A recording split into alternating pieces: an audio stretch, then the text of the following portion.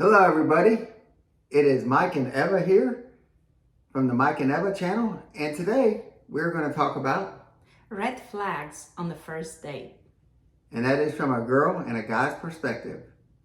So let's get into it. All right, so red flags that you look for on a date when you're on dating, and that would be from a guy and a girl's perspective.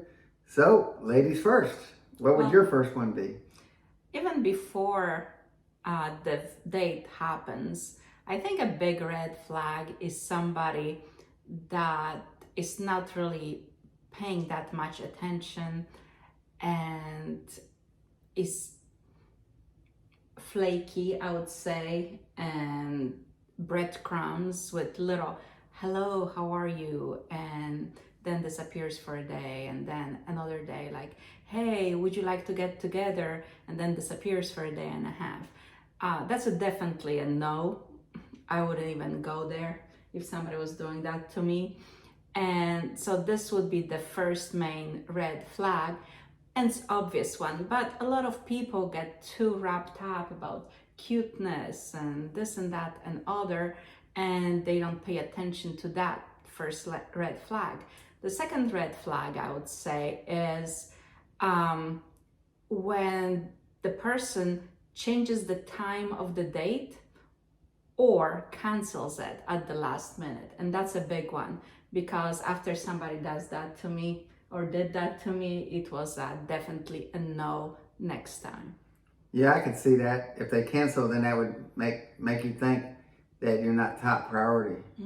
Exactly. Or they got a lot of options, overplaying the field. I mean, maybe you could read a little too much into that, but we're actually engaged. So we're just doing this to help other people out there, because, we both have been single for a long period of time in our adult life. So, and basically we've seen everything. I've been single for 14 years now, since my divorce, and Michael about 11. 11. But we've been together for about 2 years. All right, so I guess I'm going to assume that the person's actually going to meet you. So when they get there, they actually look like their pictures. And I'm not trying to put a whole lot on that, but if somebody shows up 50, 60 pounds heavier, that means they lied pretty much, essentially. True. Or if they have a full head of hair and they show up bald or something, True, or the picture is 20 years old. Right, so that could be, that would be pretty rough to me, in my opinion. Yeah. But I guess their mirror is good, so they check out the picture in the mirror and they're like, don't see any difference. Right, they got an optical illusion. But anyway, that would be one on mine. What would be something else on yours? Definitely when you meet the person and all they do is talk about themselves, and they have story after story, and they don't care to ask you any questions.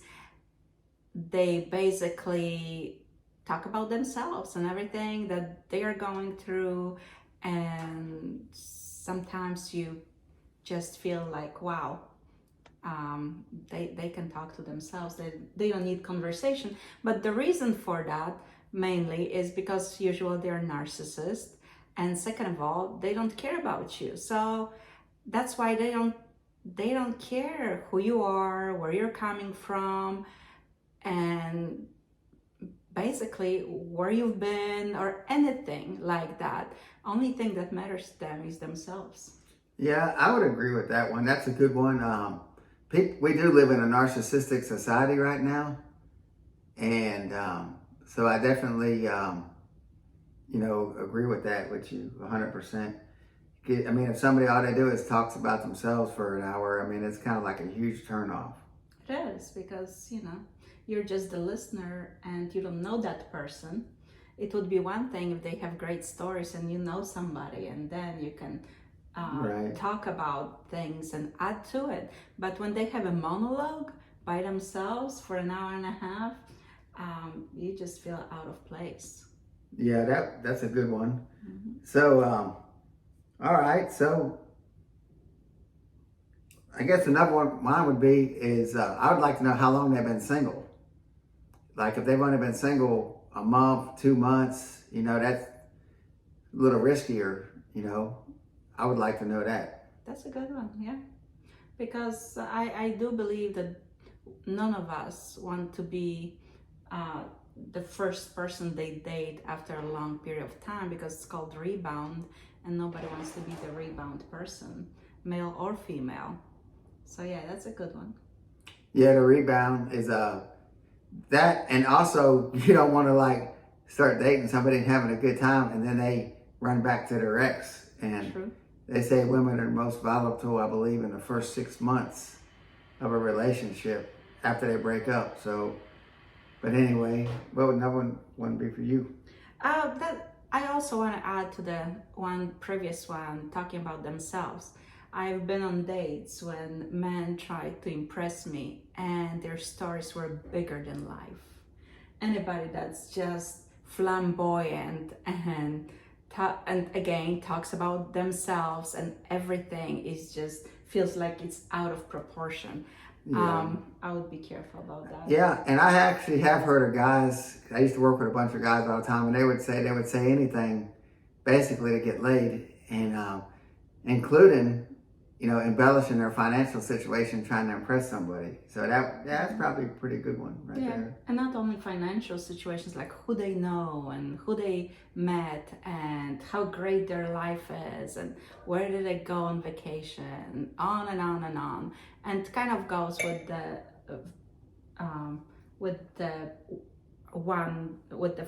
red flag about talking about themselves. Yeah, so that's pretty narcissistic. Mm-hmm. But Yes. anyway, so what would another one yours be? Again, going back to the previous one, don't ask any questions. When somebody doesn't ask any questions where you're from and who you are, that means they just don't care. Yeah. Mm-hmm. Yeah. I mean, it's definitely a narcissistic society out there, and everybody's about themselves these days, it seems like. So, I mean, yeah, you could probably definitely do Mm-hmm. multiple, legs off that same question. But yeah, and another one is everybody that they dated or been with did them wrong. Everybody, the victim mentality. Every person cheated on them. Every person ran around with other guys or girls. Every person in their life did them wrong. Right. That's a big one. Especially, it's a big one. Sorry, No, go ahead. something. No, go ahead. Especially when they start talking really badly about that person or people and call them names, like in particular, like really bad names. Because in my opinion, one day, if I ended up being in a relationship with that person for whatever reason, that person would call me by those names and never failed. Every time I tried to overlook that flag, when people talked badly about their significant others from the past and called them the names, never failed. They called me that name for no reason. Well, back when, before I met Eva, that I did a lot of, I guess, self-improvement research, basically. And one of the coaches that I read his book and watched a lot of his video was Coach Corey Wayne. And he always said that, the best I remember, he said, like, you could tell the story two different ways. You could say, oh, it's this awful situation or whatever. Or you could just say, yeah, we just grew apart and we decided to go our separate ways and just be nice about it, But anyway, so yeah, I would say that, yeah, that would be good. Instead of just like saying, like, oh, she did me wrong, she cheated on me, she did this, she didn't do that, whatever. Instead to say, yeah, we just grew apart and decided to go on with our lives. So. And if the person asks you more questions about it, then you can add to it of what happened, but keep it short. On the first date, you should keep those things short and just answer very short. Give very short answers. No details. No gory details. Nobody wants to hear that on the first date. All right. So I guess I'll take another one. Mm-hmm. I would like to know how many times they've been married and the number of relationships. And this, to me, is important because it can go several different directions. Like, I would want to know, first of all, I want to know somebody is actually capable of being in a relationship. So, like, if you got these serial daters and been players their whole lives, and guys that's trying to bang as many chicks as they can for like a woman, or a woman trying to get notches under her belt, whatever. I would say that that's a serious red flag. If they not capable of a relationship, at least a few. And I mean, I'm not talking like a little fling for a month or something. I'm talking some real ones, multiple years. If somebody's not capable of that, that's a huge red flag. Non-commit. That, or just wanting to play, or have like a rotation that you're unaware of, and get bit. They're hanging out with you, disappear for a couple of days, back to the breadcrumbing, and hanging out with somebody else or whatever. So that's pretty brutal, but especially with this internet these days and everything, and it's pretty brutal out there. So I would say I would like to know the number of relationships. But then if you got somebody that's been divorced 8 times or whatever, been married 8 times, then I don't know, that might be a red flag in Yes. itself. That's what I would say. I would be like, no, thank you. Yeah, because that means they're capable of like getting somebody to that point and then jerking the rug. Or I'm sure after 8 times, it's some, it's not. There's a common denominator there, if you know what I mean. So yeah, I remember talking about that. I remember I was talking to this one person a while ago, and he was divorced about 6-7 years, and I asked him, I said, so how many relationships you have been, and how long were they? And he said, oh, since my divorce I was in 2 relationships, and they were long relationships. And I said, what are long relationships? And he goes, 9 months. And I'm like, oh, that's just a fling. 9 months is not a relationship. Can't really know somebody that well in 9 months. It depends on how the 9 months is, in my opinion. Like if you were seeing each other once a week for 9 months, then that's different. But if you're like nonstop, basically living with each other, then that's a whole different, situation. Those weren't living situations. Those are dating situations. Well, and the other thing that goes back to that, I would like to know that somebody actually has been in a relationship. It's not like a total loser, their whole life, and not had women, or in my case, in her case, I guess would be men. But that would, to me, that nobody wants something that nobody else wants. So and there's a reason for that, because there is a lot of losers out there at the end of the day. To be blunt, and it's usually self-inflicted. So. True. But anyways, what would another one of yours be? So when you're on a date and with the new person, and the person, instead of talking to you, is checking out everybody else in the restaurant or this public place, or people walking if you're sitting outside on the patio somewhere, and just is more interested about who's walking by and who's in the area, than having a meaningful conversation with you. Yeah, I could see that, somebody not paying you attention. That's actually rude, disrespectful, and basically they're telling you you're not their type. At the end of the day, if they're looking, Yes. Also, another one, you're on a date and they pull out their phone and they're answering text messages, or suddenly they have to go to the bathroom and take a phone call because it's so important. Yeah. On the first date, nothing's that important besides your children are, in trouble or something like that. Well, like a lot of these dating coaches says, this is common sense, guys. You know what I mean? Don't do stupid stuff like that. And that's just blatant, disrespectful, dumb stuff. And maybe the reason these people are single. So yeah, there's a reason. I always say, I was single for a long time, and maybe it was a reason I was single. Although I was always in a relationship for some reason. I don't like the dating scene, and just it's not really exciting to me to go out with a bunch of people. Yeah. to me, another one would be if somebody has an agenda. And I mean, like, okay, in my opinion, it's okay to have the agenda of this meeting somebody and getting to know them and see where that develops. But just to have an agenda like, oh, I want to get out, have somebody to have kids with and get married and somebody to take care of me and support me and stuff. I mean, to me, that's an agenda. And to me, that's a serious red flag because, I mean, going back to the Corey Wayne deal, he always said, like, hang out, hook up, and have fun. And I know that sounds kind of blatant, but at first, a situation is kind of like that, and because like when I met Eva, for example, I had got out of a longer deal, and I believe she did too. Yes. But I had met her a couple years before, and I sent her a message one night, and I never even talked to her before, and we ended up setting a date. Well, I told her I wasn't expecting anything, wasn't looking for anything, and I was in the same place. I didn't expect anything, and I wasn't looking for anything. And I just came out of an engagement, and I was kind of done.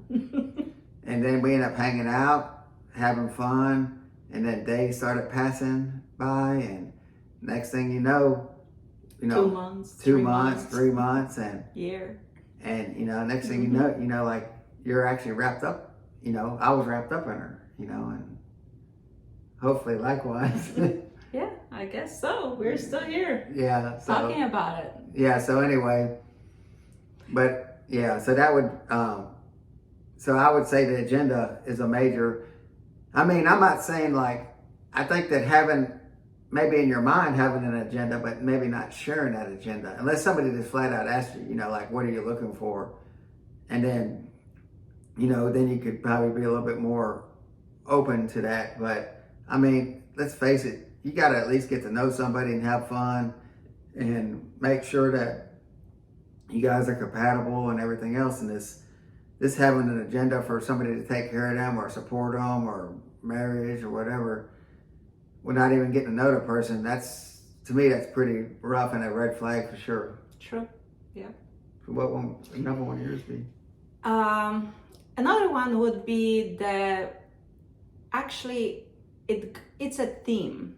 It's more like over-sexual theme, and usually it goes for guys more than women, because I don't see women making sexual innuendos from text messaging to talking on the phone to setting up a date and going out. And if a man is very sexual, that's a very, very red flag. That means it's a hit and go, and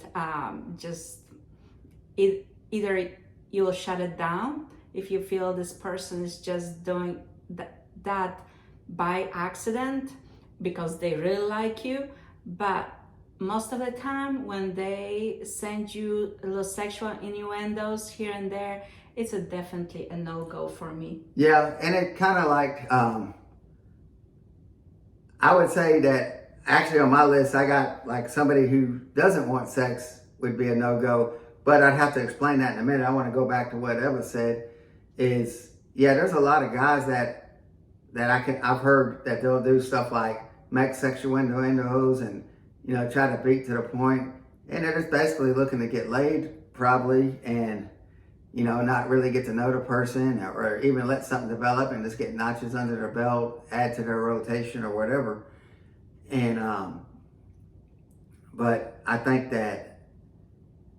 I mean, it's kind of like goobish at the end of the day, I would say. It's low. To me, it shows no character whatsoever. And it's a game. And if a guy plays that game, it's just so unattractive. Yeah. And when I mean goob, I mean, it's even like I don't know. Sometimes it could even be like, like, I don't know, like liking social media posts, like when, say, like if a girl's on there in a bikini or something, they're like, you know what I mean? It's like, it's goofy and stuff, If guys that really get women and stuff and date women, they don't have to do that. It's that simple. I mean, at the end of the day, that's just goobs in my opinion. But anyway.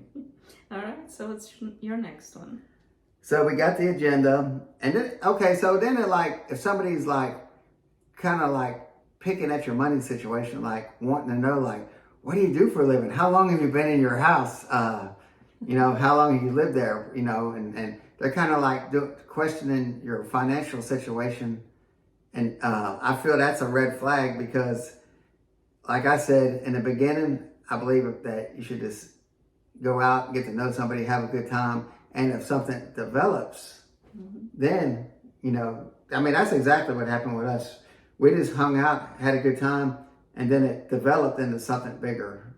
Like a real big situation. So, yeah. Anyway, that's a big red flag. It's funny you said that because when we went out,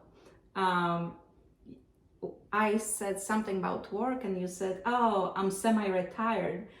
And I thought to myself, oh, he doesn't have a job. At the moment, he didn't. So I said, well, I have a job. I don't need somebody to support me. And it's great. So that took care of a lot of, Yeah. I wasn't working when we got together, but I did retire for like a year and a half, and I finally did go back to work. But she did actually go out with me. She didn't know if I had $1 to my name or whatever, but because if it doesn't really matter, I believe, and since that's the way I was raised, my parents always told me you can create your life from zero to whatever you want to be all by yourself at any point in your life. So I don't look at men as stepping stone to get better. I look at men if they're creative, if they're passionate about things, if they have the urge to be somebody and do something with themselves and strive to better themselves. And Mike had all those qualities, so I admired that. That's why it didn't matter to me. Yeah, I definitely wasn't working, and I wasn't like I would say I wasn't that attractive option from where I was at, even though I really did have my crap together. But well, I would have to say I understood when he told me he worked at the same job for 30 years. I thought to myself, anybody would get tired of it. So I understood, and he took his little time off and went back to work because it's hard. I do believe that it's hard for men not to work because I think they have so much energy, they need to be occupied. Yeah, I think in that case, to me, it was just, a financial thing. I didn't have the money I wanted to have. I had enough money, but I didn't have. There's a difference in living and surviving. So I prefer to live versus surviving. So going back to the deal about the sex, so like if a woman to me doesn't, she's making a big deal that she's not looking for sex or whatever, blah, blah, blah. To me, that's a red flag because sex is part of it. And, we don't want to sit there and get in a situation where somebody's like controlling the sex and everything. You guys, it should be a mutual deal. And that's a little red flag. Maybe not the most important red flag, but I would say that it's important. I've never really dealt with that a whole lot, but I've heard of it. Somebody's, say, I'm not interested in sex and everything. And then that's kind of like a serious red flag. You can get a dog or something if you just want somebody to hang out with, so. Oh yeah, you can talk to the dog too. So yeah, I know, but and you get unconditional love, so it's even better. Kind of being sarcastic on that, but we are. But men and women are especially in our age range, we're meant to be sexual beings, and if nobody wants to, if somebody's making a big deal about how they don't like it or lack of it or whatever, that's a serious situation. I can see some women taking sex and no sex to another level and being very manipulative and play games. I do believe there is a point in the beginning of a relationship when you really need to have sex with somebody to know if it's even worth your time pursuing it further, on both sides. Yeah, and I'm not going to get into the story too much, but I knew somebody who basically had to have an engagement before they even had sex with somebody, and that was a major issue. And so at the end of the day, that's like trying to like over control, you know. I really don't believe this story. He told me that story a few times, and he heard it from his female friend. I truly don't believe that. Yeah. That anybody would do that. Well, I do believe the guy did stay around, that he was out doing something else. Oh, I feel Yeah, it. Yeah. I believe that. So anyway, not to over talk about that, I was just saying that that's a red flag. Yep. What would number one of yours be? I'm not sure. Let me read my notes. Why don't you go next? Yeah, we're only going to talk for a few more minutes on this one, and we may end up doing a second series on this one eventually. I have one. All right, go ahead. Yeah. When you're on a date and somebody on the first date points out things they don't like about you, huge red. And the passive aggressive comments, maybe little jokes that seem so innocent. Yeah, little digs. Little digs, huge red flag. Yeah. You know those digs will multiply and it will get worse with time. I mean, that's a serious character flaw. There's a lot of goobs out there, and I guess goobettes too. So, but anyway, all right. My last one that's going to be on my list before we wrap this up this evening. You got another one after this one? Yes, couple. All right, go ahead. I'm going to let you do another one. Another one. Somebody is very argumentative on the first date, and doesn't have to be with you. It could be with the wait staff, or somebody at the door, or even they pick up a phone that somebody's calling them and they have an argument. Yeah. That shows some anger problems. Aggressive anger. Yes. I could see that. That's a big one. But go ahead. Now it's your turn. You got one more, and I think my last one's going to be a good one. So to close up? Yeah. So, you got... Actions and words don't match.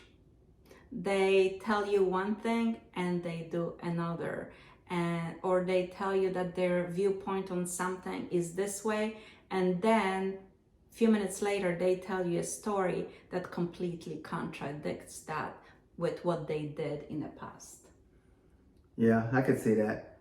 All right, so for the last one of the evening, and this is probably a big one, I believe Eva's can agree with me on this, is when somebody talks about their ex still, about how this talks about them the whole evening, how everything, and especially if it's not been a decent amount of time, like say like it's only been a week or two or whatever, like showing you their pictures and all kinds. I've heard all kinds of stuff. People tell me that, and I mean it's like stupid, like no, this dumb stuff that people do, but I mean I would say that's a red flag. That is a red flag. There's many men that will do that, and like I said, they talk badly about them and in all kinds of ways. Rarely they say anything good, especially when they are hanged up or hurt by somebody. Yeah, I mean, it's just a red flag in general. Like when you have say if I went out with Eva and she's just talking about her ex over and over, and they always say when somebody says something really bad about somebody, they actually mean the opposite. So that's kind of scary, like telling you what a piece of crap they are. And then they, I actually had this happen to me when I first got divorced. I went out with a girl on a dating site, and it ended up being a fling for a minute. And she told me what a piece of crap her ex was. And I was thinking, okay. But then she broke it off with me to go back to the ex. And I was really like, wow, I thought this guy was a piece of crap and everything. But, she did. And I mean, this was like maybe 11, 12 years ago. I don't remember. It's been a while. And it's crazy. It's just that stuff that, it's just, that's a red flag. So that was, yeah, go ahead. No, that was a serious red flag to me. That is. I have the biggest red flag ever, and it just came to me because I've seen it with men and women. And what I'm going to say is there are such a thing as people collectors. There are women that collect men, and there are men that collect women, and they call them friends. If you go out with somebody that is a female collector, just let him go. Let him be with his friends. Nothing good's gonna come out of it. Because there's usually no real support in that.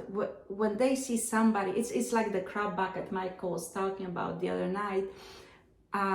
If somebody wants to get out of the crab bucket, they'll just pull you in. Same with men. Men do it differently. If you have male friends, they'll act like everything is great and stuff, but they'll put little digs about the guy that you're dating. Oh, a little bit of this. Oh, he shouldn't be doing that. Oh, no.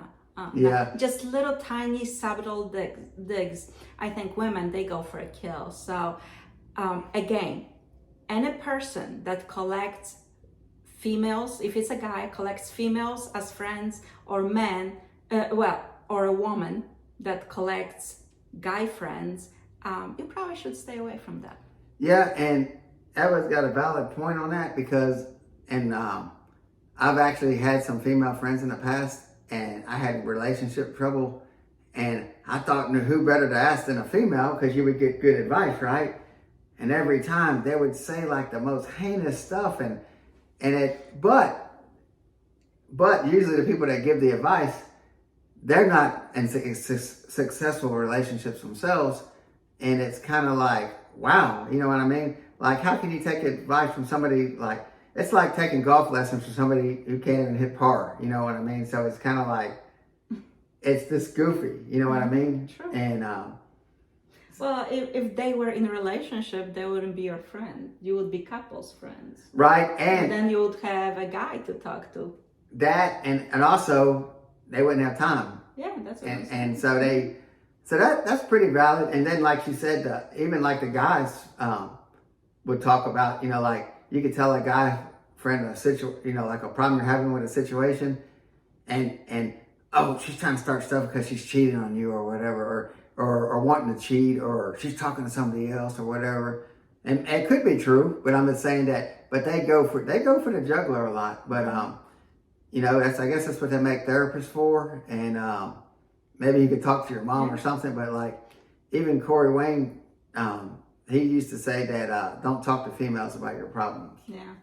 And it's just common sense. So it's just not, maybe your sister or something or your mother, but I can't just like some single girl that's never had a successful relationship or is running through men like, it's nothing. That would be bad in my case. But so, yeah, I do like that one, actually. I do like that one a lot. So that would go together with toxic friends, male or females, like you mentioned, your guy friends that would give you bad advice, right? Because they were jealous and toxic. But that doesn't usually come out on the first date, but would come out eventually. Yeah, and so, these red flags, we just kind of wanted to have a little talk of things that people could look for. This is just our opinion. We're not no therapist or anything, counselor or anything. We're just talking from what our experiences have been. And but anyway, if you like what you see, please drop a comment, like, and subscribe. We might continue to do this kind of series. It's kind of fun for us. And anyway, so I guess on that note. Yes. Cheers. And we'll see you next time. Till next time.